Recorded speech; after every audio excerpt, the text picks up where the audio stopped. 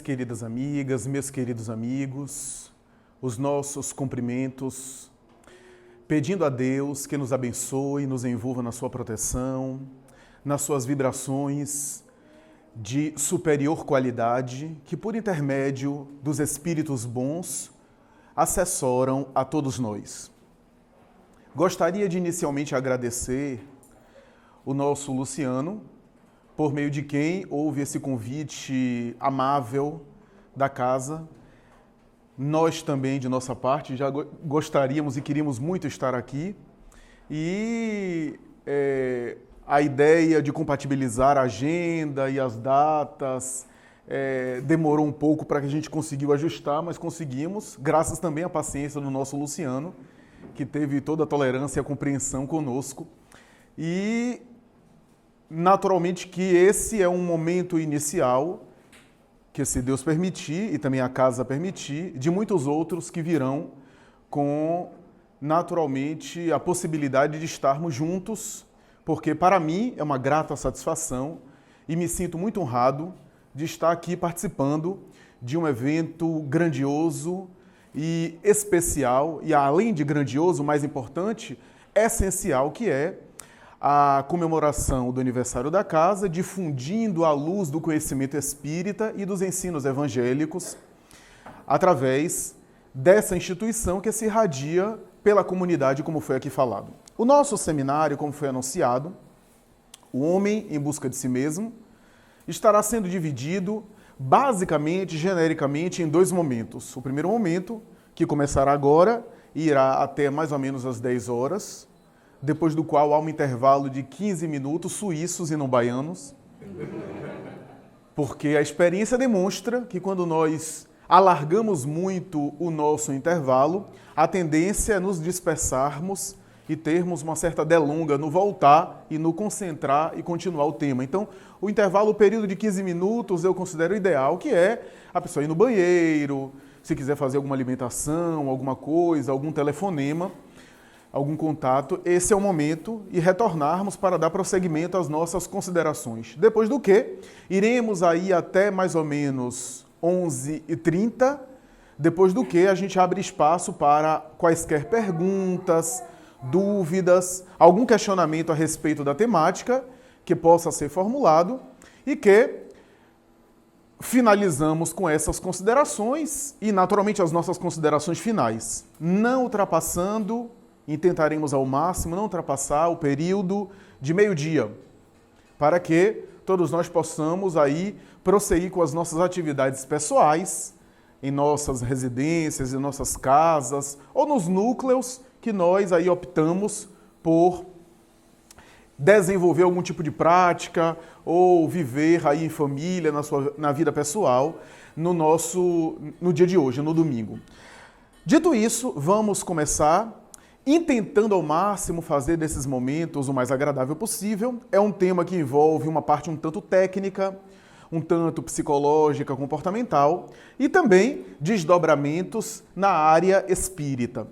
Mas iremos tentar fazer de uma maneira mais amena possível, mais suave, a fim de que o conteúdo não se torne tão denso assim e que nós possamos aproveitar e ser compreendido também em nossa vida no dia a dia. Narra uma história persa, aliás, muito conhecida e reproduzida por vários autores, que na cidade de Golconda havia uma herdade, uma residência muito bonita, uma propriedade privada, particular, de um homem que era alguém que havia vencido na vida, que havia conseguido o triunfo de ser bem-sucedido na vida social, na vida material, na vida financeira. Esse homem, pai de família, fiel aos deveres para com a sociedade, cumpridor das tradições do Corão, do qual ele era seguidor fiel, discípulo, portanto, de Maomé e a tradição de Alá.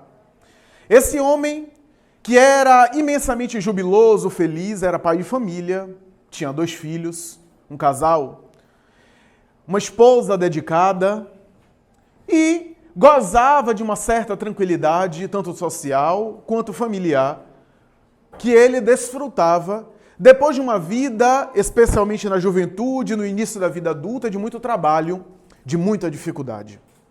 Esse homem, de vez em quando, recebia convidados nessa propriedade, que era uma propriedade muito bem colocada, que tinha uma área para o campo, onde ele cultivava não apenas animais, mas também cultivava a agricultura e produção de determinados vegetais, que ele inclusive comercializava e utilizava para a família. Aquele quintal, uma espécie de quintal, nessa casa, que era uma mistura de residência palaciana com uma fazenda, né? Uma espécie de fazenda também, uma espécie de resort, para me utilizar de uma expressão conhecida nossa, tinha para essa localidade uma estrutura muito bem montada que ele estabeleceu para receber convidados, que ele dava hospedagem, que ele abria guarida, como era comum na prática do muçulmano, e ali recebia as pessoas, principalmente os viajantes que passavam, graças a quem, ou graças ao qual, ou graças a cujo mistério, ele também oferecia repasto, alimentação, jantava ou almoçava com os peregrinos da estrada.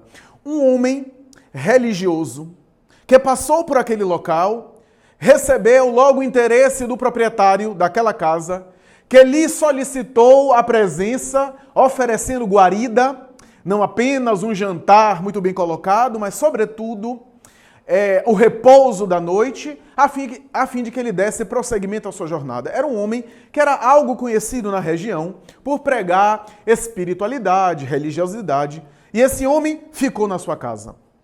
No jantar, alimentando-se de maneira frugal, suave, educado que era, começou a estabelecer um diálogo com aquele homem. E lá para as tantas, depois de uma conversa animada e descontraída, o religioso lhe perguntou se ele era realmente feliz.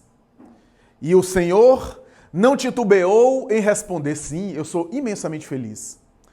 Eu gozo de saúde, tenho uma família abençoada, filhos dedicados, afáveis, uma esposa que cuida de mim, dedicada ao lar, à nossa família, eu mesmo também dedicado ao lar e também triunfando na vida social, na vida material. Tenho uma vida folgada, um certo conforto material que me propicia, se eu quiser, não trabalhar mais para o resto da vida e viver bem, tranquilo, aqui, gozando de paz, de tranquilidade e de prazeres.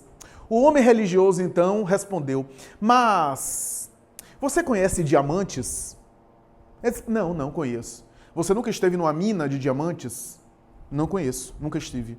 Você nunca travou contato com ourives e especialistas em pedras preciosas, jade, cristais, ouro, diamantes, especialmente diamantes? Não.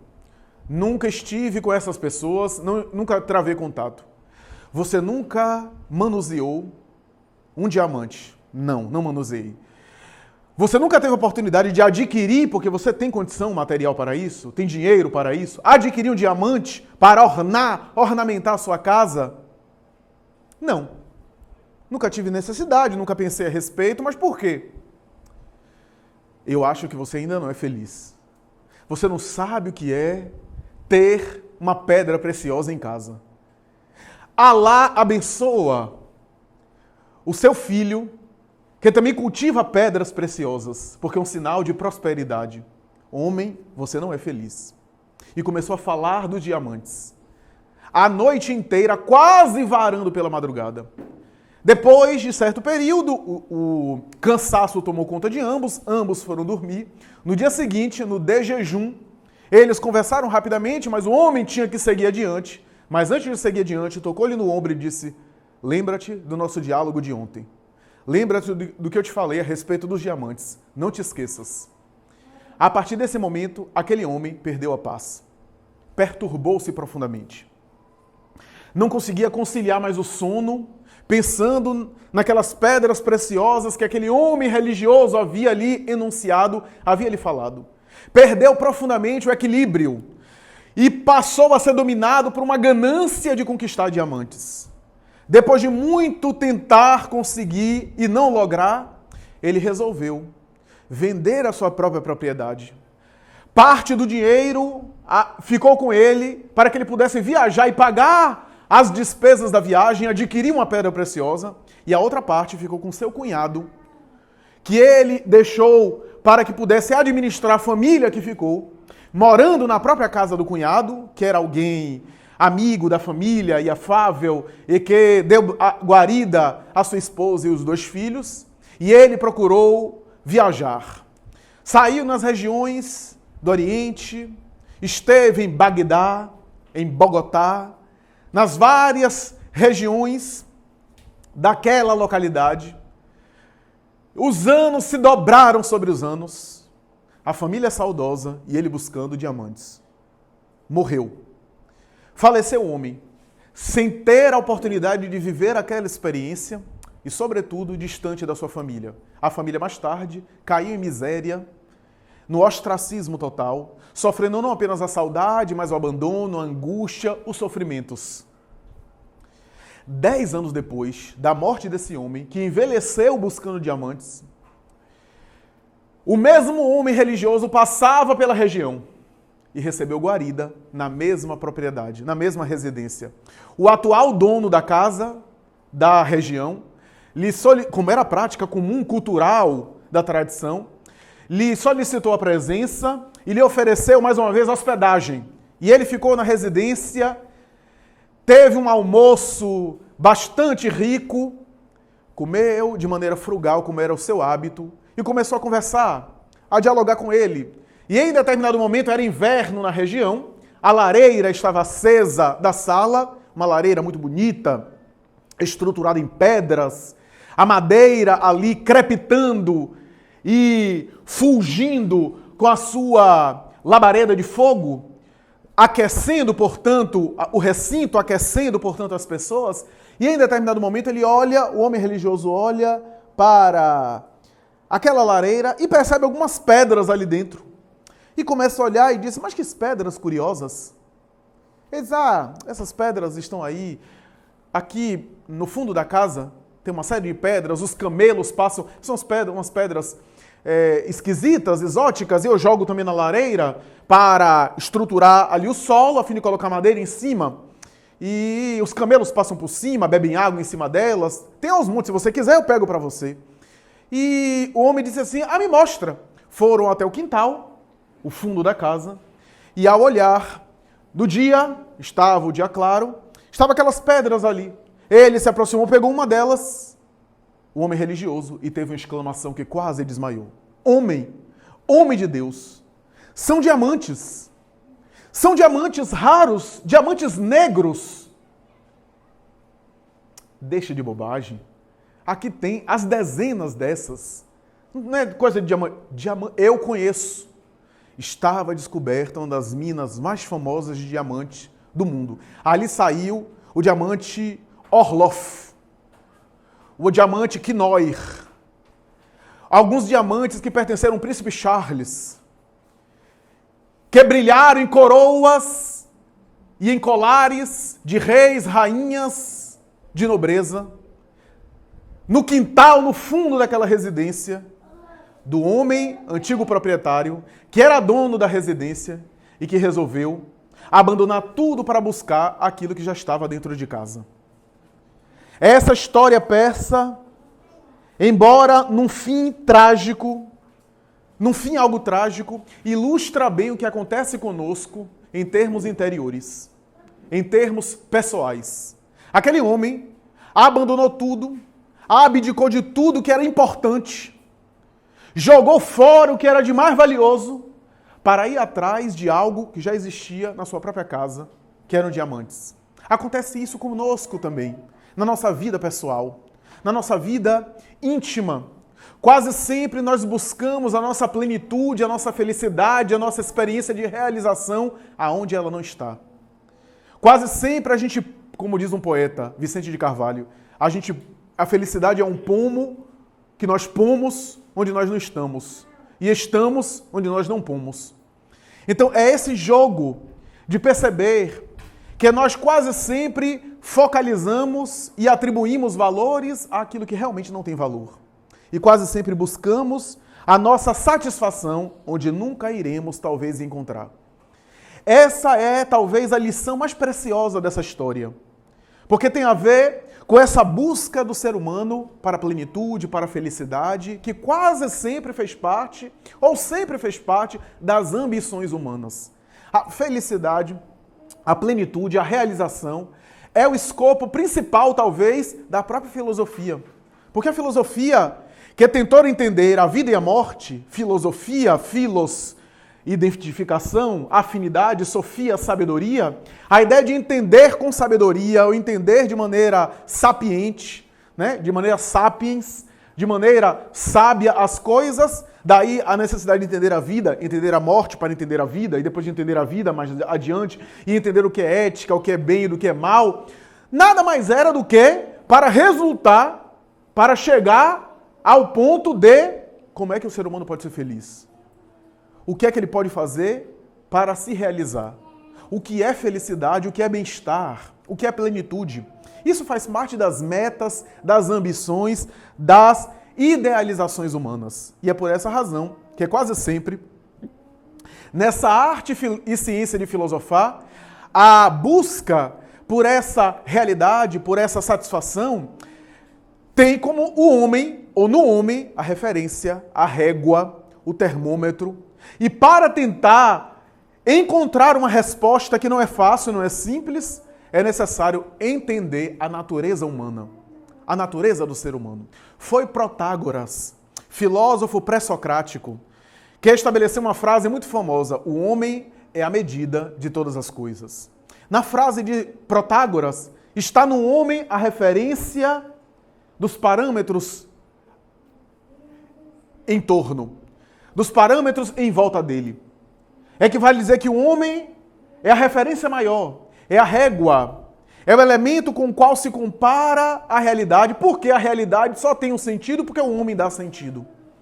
Já que é o homem que verbaliza através da linguagem, simboliza através do psiquismo e estrutura o sentido das coisas, organizando de alguma forma o mundo material, o mundo sem espontaneidade da matéria inerte e até o mundo dos irracionais, já que os irracionais não simbolizam ou não verbalizam da forma como o ser humano faz, é natural que no homem há a maior expectativa e o maior investimento da natureza para se compreender a própria satisfação e realização. O que é que eu quero dizer com isso? Que o homem aqui, ser humano, gênero humano, tem uma singularidade diferente de outros seres, pelo menos no nosso plano, na nossa experiência terrena. Tem uma singularidade porque o homem, o ser humano, é um animal que dá sentido às coisas. Dizem alguns psicólogos que o ser humano é um animal simbólico, ou seja, atribui signos, sentidos, significados. Nenhum animal bota propósito na vida, bota sentido na vida. O ser humano é que tem essa necessidade.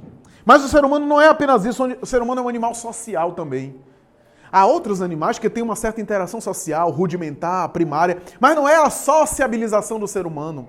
A linguagem com o repertório que a gente tem sofisticado, a capacidade de interagir com o próximo, de fazer abstrações, de ter consciência de si mesmo e do outro, e ter consciência de algo transcendente. É o ser humano que possui essas relações e que cujas interações sociais se faz indispensável para ele viver, não apenas sobreviver, mas sobretudo viver bem. Porque sociedade, aliás, conforme dizem os autores da sociologia, sociedade, conforme nós conhecemos, somente a humana. Há organizações sociais dos animais, mas não tem essa noção de sociedade, de vínculos como nós temos, porque na vida dos animais os vínculos são para a procriação, os animais se procuram no cio para a reprodução, os vínculos de destruição e de perpetuação da espécie, de conservação da vida ou de predador, né, para se alimentar, são esses vínculos que fazem a interação. Mas sociedade organizada, onde eu não preciso sobreviver materialmente, fisicamente, eu não tenho necessidade do outro para comer, mas eu preciso do outro para viver bem. Isso só na experiência humana. Mas o ser humano não é apenas um animal social, mas é um animal ético. É o único animal que tem discernimento, apesar de que às vezes a gente até duvida disso, né? Mas, enfim, em linhas gerais, o ser humano é um animal que, genericamente, ele tem um discernimento e ele busca um discernimento daquilo que é certo, daquilo que é errado, daquilo que é ético, daquilo que é antiético, daquilo que constrói, edifica, daquilo que destrói, que aniquila. O ser humano é esse animal ético, um animal que tem uma certa moralidade, né? Claro que o conceito é muito complexo e que varia de pessoa para pessoa, e aí tem nível de consciência, né? Mas, via de regra, o ser humano tem a tendência de estabelecer valores do bom ou do mal, né? Do que é certo, do que é errado, do que é correto, do que é inadequado. E isso não existe nos chamados irracionais. O leopardo, quando vai pegar sua presa, o leão, quando vai matar a zebra para comer, ele não fica pensando no direito ambiental, na ecologia. Aquilo ali é o instinto de conservação da vida, o instinto de manutenção da espécie. Por outro lado, a gente só vê um leão matando uma zebra para comer. O ser humano, às vezes, se rebaixa para além dos animais, porque às vezes mata por prazer, mata por sadismo, mata por divertimento. Né? Por quê? Porque tem a razão. O raciocínio. O raciocínio é uma grande conquista evolutiva que dá ao homem um repertório muito maior, mas possibilita a ele ir muito abaixo dos animais, porque crueldade nos animais não existe nesse sentido. Existe o instinto de conservação. Né? Fuga ou combate diante de uma ameaça, se alimentar para manter a espécie, por sobrevivência, nada mais. Mas o ser humano, ele pode se rebaixar muito além dos animais, ou muito aquém dos animais, no sentido daquilo que o instinto tem de pior, né, que vai para a crueldade, mas pode também ir muito além dos animais, né, na compreensão das coisas, nos sentimentos, né, bem sofisticados, na abnegação, na dedicação, na renúncia, porque é a aquisição da razão, do livre-arbítrio moral, né, a partir da razão. É essa experiência, né, que faz do homem um ser racional. Não é que os animais não tenham inteligência, mas os animais não têm razão. A razão, que é uma forma sofisticada de inteligência, ou seja, esses paralelismos lógicos, né, esses silogismos filosóficos que a gente faz, A mais B é igual a B, isso só existe no ser humano. Isso é atributo da criatura humana. Esse pensamento lógico-matemático e essa capacidade de abstrair as coisas é o ser humano. Por quê? Porque o ser humano é o maior investimento da natureza, da vida, e numa linguagem espírita, é o maior investimento da divindade. Allan Kardec, em O Livro dos Espíritos, havia percebido isso. No item 23 da obra citada, o codificador pergunta o que é o espírito, com E minúsculo, segundo a maioria das traduções. E a resposta é princípio inteligente do universo. Equivale dizer que existe um princípio inteligente e existe um princípio que não é inteligente. E esse princípio inteligente, dizem os espíritos, organiza a matéria. E não está apenas na espécie humana, mas em espécies não humanas, em reinos anteriores àquilo que nós chamamos de humanidade. Questão 607, que Kardec vai desenvolver nos 3 reinos, que é na última parte do segundo livro do Livro dos Espíritos, né? Segunda parte do Livro dos Espíritos. Mas na questão 76, que curioso, Allan Kardec volta e pergunta, ele havia dito que é o espírito, é minúsculo, princípio inteligente. Na 76 ele pergunta, que definição se pode dar dos espíritos com E maiúsculo? E a resposta do mundo espiritual, os espíritos são seres inteligentes da criação, que habitam o universo fora do mundo material. É a espécie que Deus escolheu para servir na reencarnação, na encarnação dos seres e que podem compreender a Deus. Foi isso que os espíritos disseram. E é a espécie que possibilita não apenas compreender Deus, mas a chegar a Deus pelas escolhas, pela deliberação. Portanto, o ser humano é esse investimento da divindade. Só que, conforme a própria orientação espírita e a obra espírita, o psiquismo humano, o ser humano hominal da razão, não chegou aí ao passe de mágico, senão num processo evolutivo de elaboração do chamado princípio inteligente, princípio espiritual, que passou por outras etapas, que foi se desenvolvendo, né? Que levou o filósofo, por exemplo, Leon Denis a dizer que o espírito dormita no mineral, sensibiliza no sino vegetal, raciocina no hominal, sente no animal, raciocina no hominal. E nós dizemos, conforme Joana de Ângeles em Vida, Desafios e Soluções, angeliza-se na intuição, ou intui no anjo, conforme ela diz na obra citada. Isso é, há uma evolução anímica que corresponde justamente àquele processo que passa etapa a etapa, que o Livro dos Espíritos coloca no item 540, tudo se encadeia na natureza, do átomo ao arcanjo, porque o átomo de hoje é o arcanjo de amanhã, da mesma forma que o arcanjo de hoje foi o átomo de ontem. Então é esse encadeamento que faz a evolução do psiquismo, a evolução anímica, ser algo inexorável, que liga todos os seres, mas que coloca na experiência humana, no nosso padrão, na nossa referência, a experiência humana como sendo aquele investimento maior da divindade, que faz com que a criatura compreenda a divindade e queira se aproximar dela de maneira deliberada. Como diz Kardec, não evolui mais pela força das coisas, evolui pelas escolhas morais, né? Pelas deliberações, o que faz com que o ser humano seja esse ser complexo, esse ser com um repertório muito mais complexo e que, por intermédio do processo de evolução anímica, ele herdou as experiências do passado, mas tem também potencialidades em relação ao futuro, o DNA divino, né? A centelha divina, imagem e semelhança de Deus, como diz a tradição bíblica, né?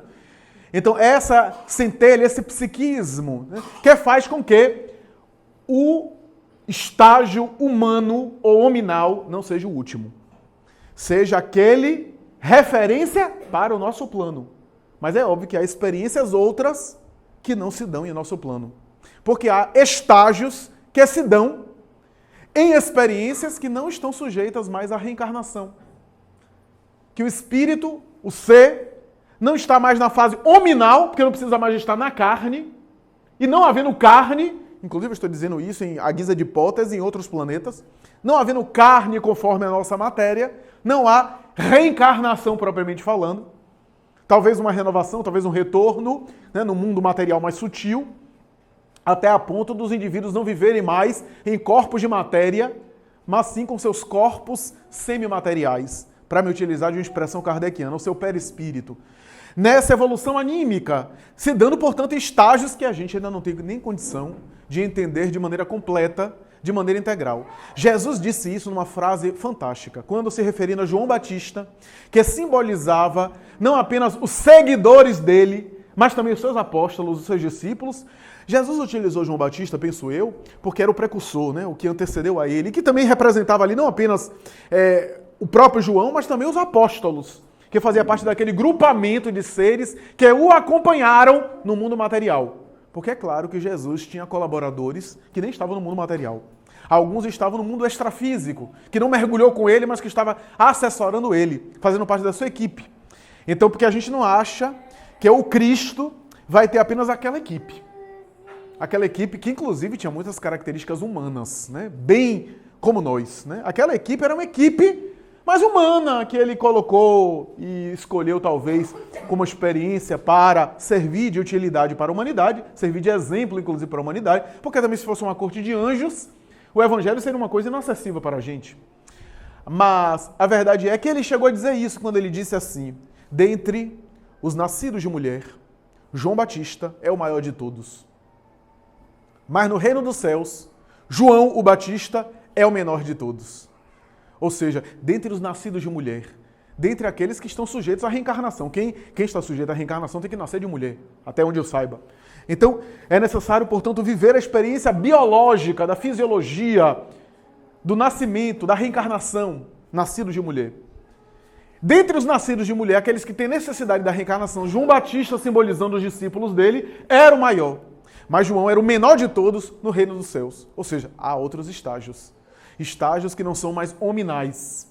Estágios futuros da evolução. Mas a verdade é que, O ser humano, com essas características, essas especificidades, como nós dissemos, se rebaixa além da fera, porque a fera, como nós dissemos, ataca, seja para evitar um ataque, seja para se alimentar. O ser humano tem atitudes cruéis, atitudes que chocam e que alguns pensadores ficam pensando e ficam refletindo. O que é que está por detrás da crueldade humana? O que é que está por detrás do mal? Aliás, essa ideia é uma ideia que norteou a história da filosofia. A gente pega Alberto Camus, a gente pega Heidegger, a gente pega os grandes pensadores, né, que tentaram entender de onde é que saiu o mal, qual é a origem do mal, como é que a gente pode casar o mal com a teologia. A teologia diz que Deus é bom, mas existe o mal. Como é que Deus é bom se o mundo é mal? Não, essas reflexões passaram pela cabeça de grandes intelectuais, né? E aí alguns, para tentar dialogar com a teologia, em alguns momentos criticar a própria religião e a própria teologia, diz: ou Deus permitiu o mal, ele é conivente, ou Deus tem em si mesmo o próprio mal, e o mal é a criação também de Deus. Então, há debates muito sérios nesse sentido, né? Reflexões muito sofisticadas, né? Como nós dissemos, de vários pensadores, de Thomas Hobbes a Alberto Camus, a Sigmund Freud na psicanálise, né? A Leibniz, filósofo alemão, né? Que era atormentado por essas ideias do cristianismo e como é que concilia o cristianismo com filosofia cética, e se atormentou muito com a ideia dos gnósticos, né? E assim por diante. Até Hannah Arendt, no século XX, né? Que escreveu tanto sobre a origem do mal, né? A banalidade do mal. Então é interessante isso porque nós iremos ver esse ser que se bestializa e que não se torna fera, se torna pior do que a fera, na crueldade, mas também consegue elevar-se a padrões inimagináveis, né? De amor, de afeto, de sensibilidade, né? De dedicação, de compreensão da vida. Tem uma obra de um grande escritor francês, que inclusive era atormentado, tanto atormentado sexual como atormentado psiquicamente. E Gide, ele escreveu uma obra chamada Sinfonia Pastoral. Segundo ele, era para ler a obra enquanto se escutava a Sexta Sinfonia de Beethoven, porque era uma obra fininha. E em determinado momento, o grande mote da obra é dizer: porque o ser humano é o único ser que se entristece. Toda a natureza são sonhos, são risos. Toda a natureza é um convite à beleza, e o ser humano é o único que deprime, é o único que se angustia. E ele próprio termina o livro dizendo que o ser humano é o único que pensa, que tem razão. E por isso, na razão, ele se alegra, mas ele também se entristece, né? Então, é a obra de Gide que fala sobre isso. Interessante, então, pensar que, com tudo isso, e repetindo a frase de Protágoras, o que é que a gente chega à conclusão? Que o maior problema do ser humano é o próprio ser humano. O maior desafio na evolução, na experiência hominal, é o próprio ser em si mesmo. O desafio do ser humano é ele mesmo. É os seus conteúdos internos. São seus demônios, para me utilizar de uma linguagem psicológica e simbólica. Encontrar-se a si mesmo, vencer a si mesmo, superar essa herança passada, que ainda fala muito forte em seu presente, à semelhança da criança que chega na vida adulta e tem dificuldade de se libertar dos vestígios do passado. Quem de nós não tem saudade da vida infantil? Quem de nós não se lembra da infância? Mesmo quando nós tivemos, se algum de nós aqui teve alguma infância atormentada, de violência, de abuso, ainda assim, na mente da criança, tudo são sonhos. Ainda assim há um encantamento, uma certa magia que toma conta da mente infantil. Então, quantos de nós temos dificuldade? Daí os psiquiatras dizem que a entrada na vida adulta é um momento difícil, delicado, né? Normalmente é onde aparecem os primeiros transtornos, né? Depressão, né? Aquele que tem, por exemplo, uma predisposição à esquizofrenia, normalmente desenvolve, grande parte dos esquizofrênicos desenvolve na entrada da vida adulta, os primeiros sintomas de esquizofrenia. Porque a entrada na vida adulta é uma espécie de segundo parto, né? Para me utilizar de uma expressão de um autor, o parto social, né? Essa saída do mundo infantil, do Éden de Adão e Eva, simbolicamente bíblico, né? Na entrada. Então, demarca o espírito também. O ser humano também é evolução também. Então nós tivemos uma infância espiritual, sensorial, instintiva. Tem comportamentos que são lindos e perfeitos na criança, mas se um adulto continuar se comportando como se comportava com 2, 3 anos de idade, pega mal. Fica feio. A mesma coisa é a evolução do espírito. Há determinados comportamentos instintivos, selvagens, que são ótimos naquela fase, que são próprios daquele período. Mas chegando em outra fase, pega mal. Fica feio. Então nós temos saudade desse passado primário, instintivo, por isso que a gente traz, como diz Joana de Ângeles Espíritos, reminiscências. Reminiscências, atavismos do passado e, ao mesmo tempo, desejo de uma vida diferente. Esse conflito que o ser racional vive. Racionalmente, ele já tem o discernimento dos valores. A maioria de nós está nesse estágio. Tem o discernimento dos valores, racionalmente, mas emocionalmente vive um conflito. Ora se compraz nos vícios dos quais já deveria ter se libertado, ora deseja uma vida mais equilibrada e melhor. Essa oscilação. Por isso, na religião se costuma dizer, Jung tem uma obra sobre isso, né? Porque os ideais religiosos estão num patamar que, na prática, ninguém, Jung dizia de maneira cética, né? Ninguém consegue praticar.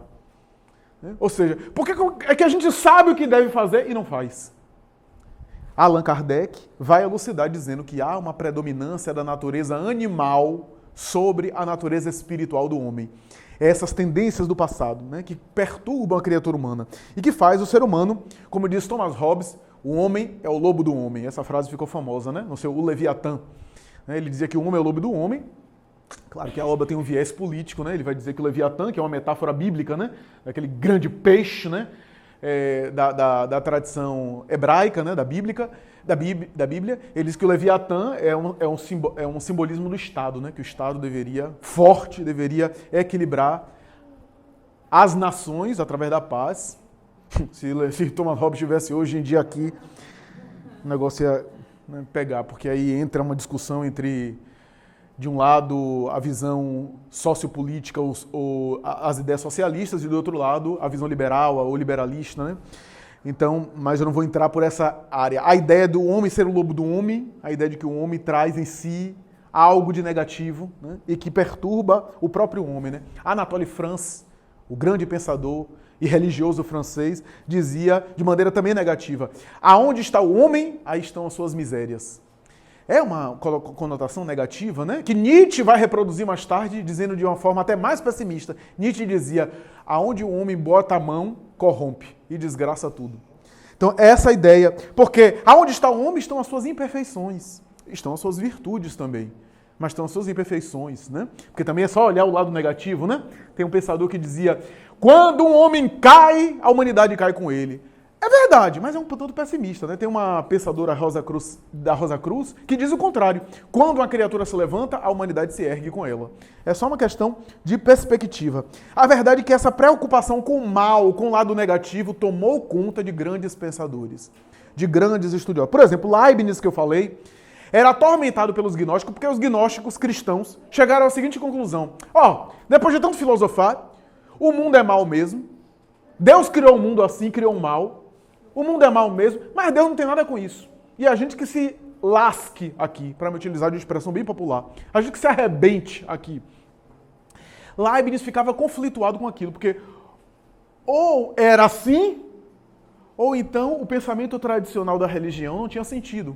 Como equacionar um Deus soberano e bom, todo-poderoso, com o mal que existe na Terra? Alguma coisa está errada, pensava Leibniz, né? E aí ele fez toda uma filosofia que mais tarde Voltaire vai criticar, dizendo... Voltaire tem uma obra que ele quase que diz assim: Leibniz, alô, acorde. O mundo é terrível, o que é que você quer? Porque ele tem uma obra dele que diz: não, o mundo não é tão terrível assim, o mundo é bom, etc. E Voltaire vai dizer: esse mundo que está aí é horrível.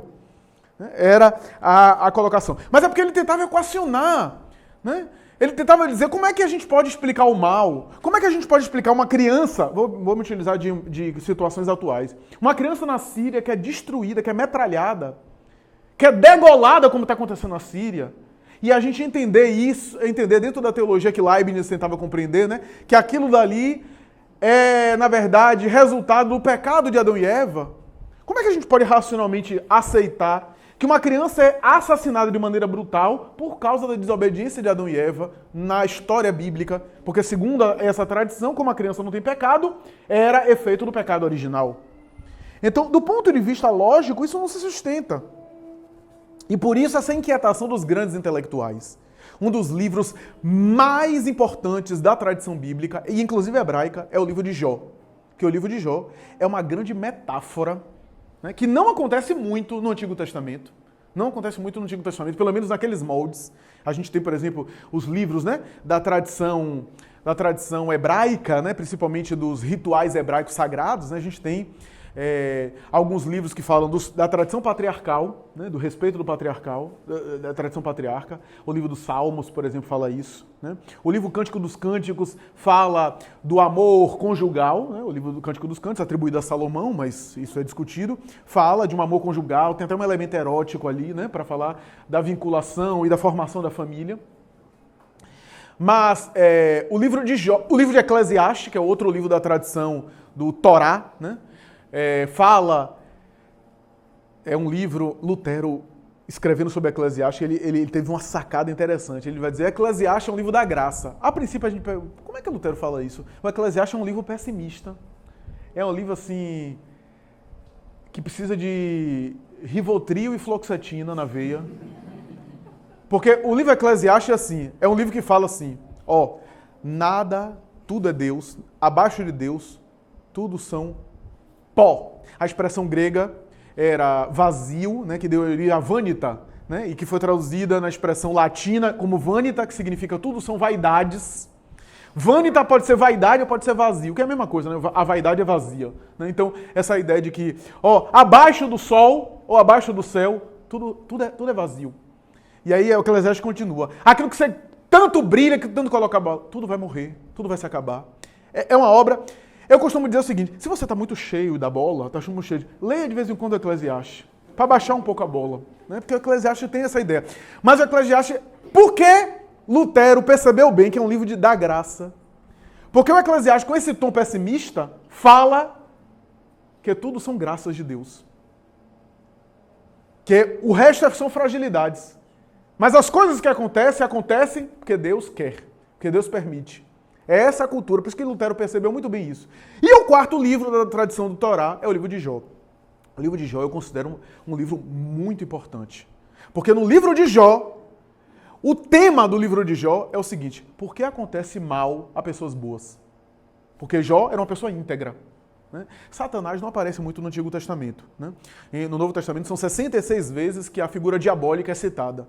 No Antigo Testamento são 4 vezes apenas. Né? Satanás no Antigo Testamento não tem essa coisa de rivalizar com Deus como é no Novo Testamento. Há toda uma literatura sobre isso explicando por quê, que eu não vou entrar porque senão a gente vai se alongar demais. Carl Gustavo Jung responde a Jó, uma das suas obras-primas de Jung, chamado Resposta a Jó, ele responde... Porque a interrogação angustiada de Jó é isso. Na colocação bíblica, para quem não sabe, Jó, que é uma personagem simbólica, não deve nem ter existido, é só um conto, uma metáfora, né? Porque Jó é o símbolo da paciência, né? Íntegro, correto, dedicado a Deus.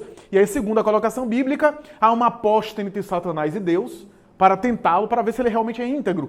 Também demonstrando a ideia de que a fé verdadeira só é na dificuldade. Porque é muito fácil ter fé no conforto, na facilidade, onde tudo vai bem. Né? Então, aí já existe uma resposta a respeito do mal. Né? Mas como o diabo, no Antigo Testamento, Satã, não é nem diabo, que diabo é diabolo do grego, que vem mais tarde. Né? Satã, Satanás. Não é uma figura que rivaliza com Deus, é uma espécie de promotor do Ministério Público. Quem for da área de justiça me perdoe, mas é porque Satanás, no Antigo Testamento, ele não fica rivalizando com Deus, ele apresenta denúncias a Deus. Então é um promotor de justiça, né, que apresenta a denúncia. Então ele vai e encaminha. E aí Deus avalia, que é o magistrado, né, Deus avalia as questões. Mais tarde é que há essa... Por quê? Porque Jung percebeu isso na sua obra, Resposta a Jó. A obra de Jung é complexa, é difícil de ser entendida, não é fácil. Jung escrevia de uma maneira muito erudita, é muito difícil... Mesmo os psicólogos têm dificuldade de compreender Jung, mas é uma obra que vale a pena, é uma obra-prima. Jung, no final da vida, ele deu uma entrevista dizendo o seguinte... Ele disse, se eu pudesse reescrever toda a minha obra, a única obra que eu não ia mexer em nada era a resposta a Jó. Na verdade, a gente sabe hoje que ele foi tomado por uma coisa e escreveu inspirado. Né? Resposta a Jó. É uma espécie de releitura do próprio Evangelho de Jesus. Em resposta a Jó, Jung responde essa inquietação de Jó de uma maneira bastante sofisticada, bastante complexa. Eu não vou poder aqui dar toda a resposta de Jung, porque o livro é belíssimo, né? É profundo, né? Mas a ideia de alguém que sofre, que é bom e que sofre, que acontece o mal no mundo, é interpretado num viés bem psicológico no pensamento de Jung. Jung percebeu uma coisa interessante. Jung percebeu o seguinte, que o Deus do Antigo Testamento era um Deus que tinha o bem e o mal dentro dele. É verdade, não tinha uma figura diabólica. Deus é que dizimava a população, que expulsava Adão e Eva do paraíso. Deus é que promovia o dilúvio e acabava com tudo e salvava Noé. Deus é que fomentava a guerra, né? O exército de Israel, o Deus de Israel. Né? Então, em Deus estava a destruição e a conservação. Tinha tudo, não precisava de Satanás, de diabo, nada. No Novo Testamento é que a gente vai ver Deus misericordioso, Deus bom, um pai, Jesus encarnando, simbolizando esse Deus amoroso, e naturalmente havia a figura do diabo. Daí porque os especialistas de religião, os céticos, né? Especialistas de religião dizem o seguinte, que a nossa religiosidade é tão rasa, é tão superficial, que a gente precisa sempre do diabo. Há um conto, inclusive, que fala isso, né? Que Deus chama o diabo e diz assim, não vai embora não, porque eu preciso de você. E o diabo balança a cabeça e diz assim, eu sei que você precisa de mim, eu não gosto disso, de você precisar de mim. Porque por mim é que as pessoas procuram você. É por minha causa que as pessoas buscam você. Porque se não fosse a minha presença, as pessoas não buscariam você. Quer dizer, é um símbolo para dizer que a maioria de nós busca a religião muito mais pelo medo, pelo temor, né, pelo inferno, pelo diabo, do que necessariamente por uma compreensão maior. É claro que tem experiências religiosas diferentes. Teresa d'Ávila dizia, ela estava na Idade Média, ainda que não existisse diabo, eu continuaria o amando da mesma forma. Então, é uma outra experiência religiosa, né? Mas a maioria de nós precisa do diabo para ir até Deus. Como precisamos compreender a doença para saber o que é saúde. Como sabemos o que é claridade, porque sabemos o que é treva, o que é escuridão. Então a gente vive nessas dicotomias, nessas polaridades. E Jung vai dizer que essas polaridades existem dentro da gente. E é por isso que a gente enxerga a realidade de maneira dicotomizada, de maneira polarizada. Bem e mal, masculino, feminino, direita, esquerda, claro, escuro, certo, errado, cima, baixo e assim por diante. E ele vai perceber que no livro de Jó há uma colocação nesse sentido. Uma colocação nesse sentido, onde no livro de Jó há um símbolo. Primeiro, Jung dá uma atacada na teologia, né? Ele vai dizer assim, porque ele estava falando com teólogos e religiosos da época, a religião da época de Jung, se a religião diz que o mesmo Deus do Antigo Testamento é o Deus do Novo Testamento, a gente tem um problema. Porque me parece que Deus evoluiu. Só que se Deus evoluiu, já não é Deus, porque Deus já é todo-poderoso. Se ele evolui, é porque ele não tinha todo o poder. Então, Jung, com a inteligência dele, os teólogos perseguiram ele, brigaram, criticaram, mas ele tinha argumentos muito sólidos para dizer isso, né? Que o Deus do Novo Testamento é diferente do Antigo. O que é que ele vai defender? Que não é Deus. São as referências internas da divindade que as criaturas fazem. E olha que Jung não conheceu Allan Kardec, né? Mas Allan Kardec, antes dele, já tinha chegado a essa conclusão. O que é que ele vai dizer, de maneira geral, que o conceito que ele utiliza, né, da psicologia analítica? Nós temos um ego, nesse ego a gente forma uma persona, que é o papel social que a gente desempenha no mundo, daí eu tenho uma persona, ou agora mesmo eu estou usando uma persona. A persona não é ruim, o problema é quando eu me apego à persona. A persona é uma roupa. Eu estou na persona aqui do palestrante, do expositor, né, mas eu não sou só esse papel. A persona tem a ver com aspectos da vida exterior, da vida social. Dentro de mim tem um self, que é o regente da vida psíquica, a gente pode dizer em espiritismo que é o espírito imortal. E anteriormente a mim, ou internamente a mim, tem a sombra, que é o inconsciente, aquilo que eu ignoro. A sombra está para o inconsciente, aquilo que a persona está para o ego.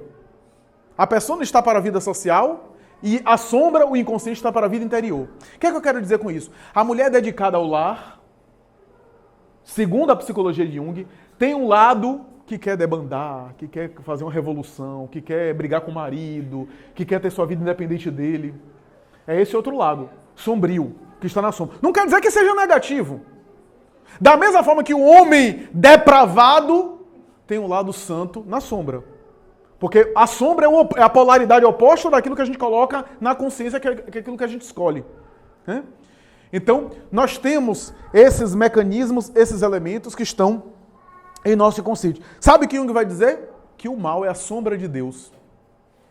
Só que você falar que Deus tem algo inconsciente a ele, claro que ele está falando uma metáfora, né? Mas os teólogos brigaram, levaram isso a sério, discutiram. O mal é a sombra de Deus. Né? E aí, ele vai dizer que mais tarde no Novo Testamento, Deus que tinha as polaridades bem e mal, gerou uma fissão, projetou na persona Jesus, que é a persona, Deus seria o self e a sombra, já que Jesus, né, Jesus como símbolo de Deus, porque na tradição religiosa convencional, Jesus é o próprio Deus, no Espiritismo não é bem assim. Então, se Jesus é bom, é excessivamente bom, é necessário ter agora uma figura para representar o mal. E a sombra seria a sombra do diabo. Né? Ou seja, ou melhor, o mal seria o diabo, que seria a sombra. Né? Tudo isso para tentar explicar a realidade do mal. E aí, Jung, com a sua sabedoria, vai dizer o seguinte: Lúcifer, o anjo, porque Lúcifer, o anjo que brigou com Deus, fazia parte de Deus. Como é que Deus não percebeu que era um anjo e que se divorciou dele? Para utilizar a metáfora da sombra. E ele conclui dizendo que o mal faz parte da criação divina. No sentido psicológico, no sentido simbólico, para falar de estruturas psíquicas, estruturas interiores. Depois de Jung, Hannah Arendt vai também se interessar pelo mal. Porque, meus amigos, depois da Segunda Guerra Mundial, intelectuais não conseguiam entender como é que naquela nação, a Alemanha era a nação de vanguarda. A cultura mais sensível, mais sofisticada, mais elitizada, mais humanizada estava na Alemanha. A cultura germânica tinha o que havia de melhor no mundo na época. Como é que aquela cultura alemã produziu o nazismo, produziu o Terceiro Reich? Sabe o que Hannah Arendt fez? Socióloga, estudiosa das ciências sociais, começou a aprofundar, e foi até criticada, foi até execrada, começou a aprofundar na psicologia do nazismo. Estudou durante anos a psicologia de Eichmann, principalmente Eichmann. Tem um livro dela fantástico chamado Eichmann em Jerusalém, o grande ministro de Hitler, aquele que executava, inclusive, as ordens do nazismo. Esse homem que matou, ele próprio deve ter matado centenas de milhares de pessoas. E ela examinou Eichmann. Para o desconforto nosso, para o incômodo nosso, Eichmann era um excelente pai, um excelente marido, era uma pessoa boa, que não chegava nem a alterar o tom de voz em casa, carinhosa com os filhos, fiel à esposa, dedicado ao lar. Mas quando entrava no campo de concentração, se transformava num monstro. Hannah Arendt vai dizer, o mal não é tão simples assim. A gente costumou afastar o mal e dizer, o mal está no nazismo, o mal está em Hitler, o mal está no serial killer. E na obra dela prima, chamada A Banalidade do Mal, ela vai dizer que o mal é banal. Que o Eichmann, que produziu o Terceiro Reich com Hitler, existe também em nós. Que há em todos nós. Que é fácil e confortável para nós a gente se afastar do mal e achar que o mal só existe no Estado Islâmico.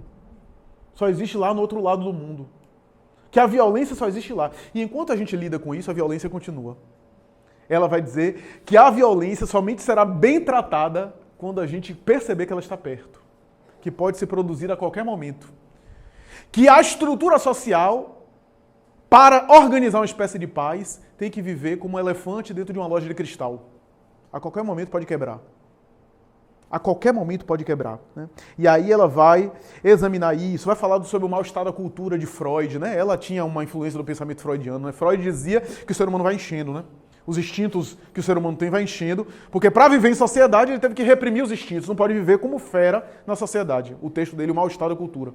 Mas para reprimir isso, ele teve que pagar um preço. O preço da angústia, né, de não viver como animal selvagem, porque para viver em civilização ele teve que renunciar parte desses instintos. Mas para isso, ele vai enchendo o copo. enchendo o copo. E uma hora extravasa em mecanismos de violência. Quem não se recorda, por exemplo, de julho de 1977, 13 de julho, o apagão que tomou conta de Nova York. Um dia de apagão. Mais de 3 mil estabelecimentos comerciais quebrados. Estupros coletivos. Violência em massa, morte. Parece que quando há uma quebra de vigilância, de monitoramento, de fiscalização, de controle social, de repressão policial, o nosso lado violento emerge. E isso não é um fenômeno isolado apenas... Se eu for aqui citar vários exemplos disso, quem não se recorda do motorista em 92, eu me lembro porque noticiou, tinha 10 anos, né? Eu me lembro que noticiou na televisão um motorista de táxi afrodescendente que foi pego por policiais, porque estava dirigindo em alta velocidade, foi arrancado do carro e começou a ser espancado. Só que alguém estava gravando. Ali acho que foi o primeiro vídeo viral. Alguém gravou e aquilo tomou uma repercussão enorme, porque os policiais, todos de pele branca, foram inocentados pelo juiz. O juiz não condenou ninguém. A partir desse momento, Los Angeles virou um caos. Colocou polícia em cada esquina, não adiantou. A população toda se revoltou. E era negros arrancando motoristas brancos, espancando até a morte. Brancos espancando negros, porque há uma onda de apartheid racial nos Estados Unidos muito forte, né? E havia espancamentos coletivos, algumas cenas fortíssimas foram filmadas, da pessoa tendo o crânio destruído por pontapés. Mais de 60 pessoas mortas, mais de 3 mil feridos. Só de patrimônio público foi $1 bilhão de prejuízo em Los Angeles. Se eu for citar aqui outros exemplos, a gente vai ver que às vezes parece que a gente não melhorou. Parece que o que faz a gente se comportar bem são os controles sociais. O que nos faz questionar que a grande verdade é, primeiro, que a psicologia das massas nos torna pessoas mais violentas, porque quase sempre essas atitudes violentas são em grupo. Por quê? Porque os nossos instintos primários aguçam o nosso passado. O passado onde a gente vivia em bando, vou utilizar uma expressão animal, em matilha, né? Em grupamento, a chamada noção da alma-grupo dos orientais, né? Do cardume, né? Da colmeia, dessa manifestação mais coletiva dos irracionais, né, que a gente traz em nosso mundo íntimo. O que é que eu quero dizer com isso? Que quase sempre em grupo a gente faz coisas que a gente não faria sozinho. Veja essas coisas de torcida de futebol. Em grupo, o indivíduo faz coisas que sozinho ele nunca teria coragem de fazer. É a psicologia das massas. Por isso que o espiritismo e a psicologia em geral procuram se interessar pelo indivíduo. Um mergulho para dentro. A busca por si mesmo, para se encontrar, para se superar, para melhorar a si mesmo, para compreender os seus próprios conflitos. Não é que o controle social seja desnecessário, é necessário. O controle social também educa as criaturas. Quem não se recorda do cinto de segurança, quando a lei tinha gente dizendo que era um absurdo e assim por diante, gente se revoltando, né, com as leis, porque é um absurdo colocar cinto de segurança. E a lei foi sendo instaurada, apesar das pessoas brigarem muito, e hoje ninguém nem questiona. Quer dizer, a lei ajuda a educar também. O controle social ajuda a educar, mas não é suficiente. Porque a gente pode ter um policial a cada esquina, vai melhorar parte da repressão, mas não vai resolver o problema da violência. Porque temos pequenos episódios de violência interna que vão gerando caldo de cultura da violência. Não resolve, e isso está mais do que provado. As experiências sociológicas dos Estados Unidos e de outros países demonstram que essa cultura de repressão pelas armas, repressão policial, não resolve. A todo momento há uma tensão social que pode se desequilibrar. O elefante andando numa loja de cristal, né? Que é inclusive uma metáfora norte-americana, né? Ou chamado Blue Line. Blue Line é a linha azul. Azul por conta do uniforme da polícia norte-americana, né? Ou seja, sempre que a gente está na Blue Line, a gente pode romper essa Blue Line, né? Então, é interessante pensar nisso e é interessante perceber a grandeza da doutrina espírita. Porque a doutrina espírita vai dizer que os instintos não são maus, que a natureza animal não é necessariamente ruim, mas é apenas um processo de transformação. São experiências que se transformam para algo melhor, da natureza animal para a natureza espiritual, da sombra do mal para os instintos e para os sentimentos superiores. É a parábola do joio e do trigo de Jesus. Só para concluir essa parte, lembremos a parábola do joio e do trigo, que fala daquela experiência. E Jesus em nenhum momento na parábola condenou o joio. Pelo contrário, do joio saiu o trigo. O que significa dizer, em outras lições, meus amigos, que são nos nossos defeitos que a gente também vai arrancar virtudes. É só uma questão de direcionamento. É só uma questão de direcionar para algo positivo. A paixão que eu tenho no futebol para matar o torcedor da outra torcida é a paixão que eu posso direcionar para querer passar num concurso. É a mesma energia. Então, é uma questão de direcionamento, onde se torna o instinto primário agressivo em sentimento superior, em desenvolvimento ético, em expressões positivas. Por isso, a doutrina espírita vai dizer que é necessário enfrentar, vou usar uma linguagem psicológica junguiana, enfrentar a sombra. Enfrentar a sombra incomoda. Enfrentar a sombra dói. Enfrentar a própria sombra, reconhecer os próprios defeitos, é uma tarefa difícil. É necessário coragem. Mas como diz o espírito Joana de Ângeles, é um parto. Todo parto, pelo menos o parto natural, convencional, proporciona dor, dilatação, mas também gera vida. O autodescobrimento é um parto que gera vida. E é sobre esse parto que a gente vai falar no próximo momento. Vamos dar agora um intervalo.